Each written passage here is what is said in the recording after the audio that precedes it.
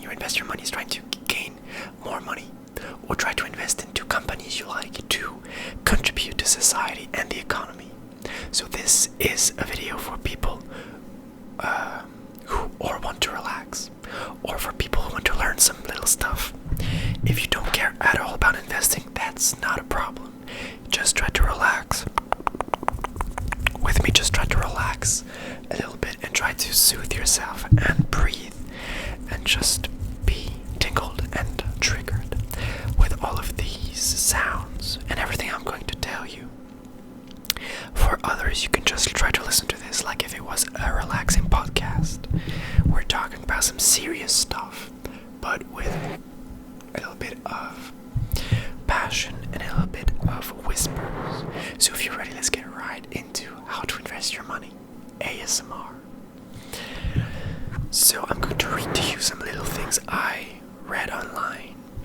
So investing your money in the stock market can result in an excellent return. That's what I do. I have a lot of my money invested in stock market because I think it's a fun way to learn about society, which is why so many people choose this route to reach their long-term financial goals. But investing can seem scary and intimidating, especially to first-time investors. Luckily, there are several options considered the best investments for beginners that suit a range of goals, budgets, and comfort levels. This guide will cover the most common options that you can follow, but a financial advisor can help you identify more deeply what you might want to do. But for this time, I'm just going to tell you some little tips. So first of all, there is a high-yield savings account. It depends on in which country you live, but for example, an HISA. If you want higher returns on your money, but you are nervous about investing, consider opening a high-yield savings account. HISA offers a much higher APY than a traditional savings account that you might have, which allows you to maximize your return on your money without the risk of investing it. That's the first tip. Then you have the 401k, that's what they call it. Many US employers offer a 401k, 401k retirement plan as part of their benefits package. With this, you will have a certain percentage of your pay held back as a contribution. It can be pre-tax or post-tax, depending on the type of account. A traditional 401k contribution is pre-tax, which will decrease your taxable income, but means you'll pay taxes when withdrawing funds at retirement. Your employer may offer a matching contribution up to a certain percentage of your salary. For example, if you make $50,000 and your employer offers a 100% match for the first 6% you contribute, your employer will contribute $3,000 per year, provided you also contribute at least that amount. The maximum employer contribution amount for the 2023 tax year is $22,500. Then you could do what's called a money market accounts, MMA. I don't know if you know this one, but it's another low-risk option. And it's a money market account. It's another type of savings account with a higher APY than a traditional one. MMAs have additional benefits such as a debit card or check writing capabilities, which means you can access the money when needed.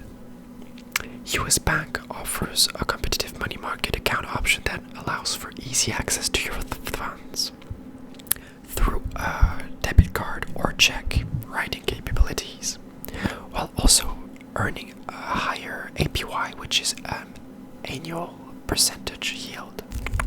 Then moving on, we have mutual funds. I don't know if you know this, but rather than putting your money into individual funds, consider investing in a mutual fund. A mutual fund is a group of investments you buy a share of, and a manager determines where to invest that money. helps you diversify your investments and avoid putting all your eggs in one basket, as people say. When you're young, you'll likely have more money in stocks, which are higher risk but have a more considerable long-term earning potential. As you near retirement age, in your 60s, your investment mix will change to mostly bonds, which are lower risk and can help guarantee you'll have a steady income at retirement. Then you have index funds. This is one of the best, I think, in my opinion. Index funds are similar to mutual funds. However, rather than a manager determining where to invest the funds, an index fund will invest money within a specific market index. For example, an S&P 500 index fund would purchase stocks within this market index, which includes around 500 of the best performing companies in the US index funds, often have a minimum investment requirement. But then there are some well-known brokerage platforms such as JP Morgan self-directed investing. Then you have what people call ETFs, which are exchange-traded funds. ETFs. Exchange-traded funds, or ETFs, are similar to index funds that track a specific market index like the S&P 500. That you might know the S&P 500, the CAC 40, the Dow Jones, or other index funds like those.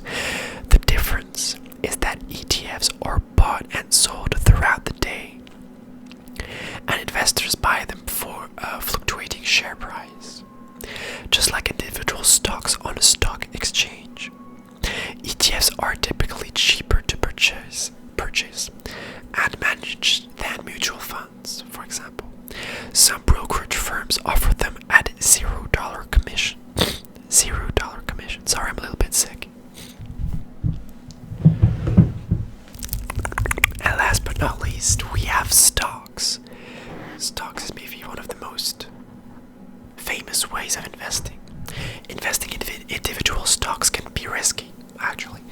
But that's what I do because I feel like I'm young and risk is something that I can take now. So that's what I do. But it can pay off in the long run if you do it in the right way. So that's what I'm telling myself. And I feel like every young person should invest in some way or another because that's where future goes. When you buy stocks, you're essentially buying an ownership stake in the business. By purchasing stock at the right time, such as when a business is just starting out and shows a lot of potential, for example, and has that potential growth, well, you can grow your wealth alongside the company. If you've never purchased a stock before, it can seem intimidating, but actually you can use paper trades to practice investing in stocks, or just look online what looks like good ideas on how to invest.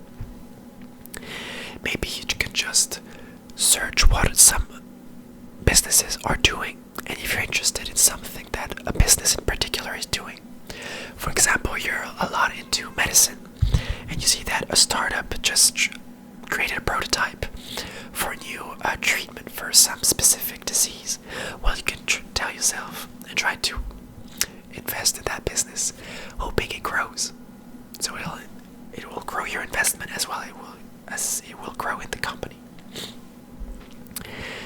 So I have a few tools that I can tell you to use, but it's often very hard to actually know when a business is going to grow or not. But you can try to use some investment apps. For example, this is not at all a trading sponsor video, I'm sorry, but I use Trading 212. Trading 212 is an amazing app, I think. So if you're trying to use a simple app, I think I'd consider, if I was starting again, I'd consider that app.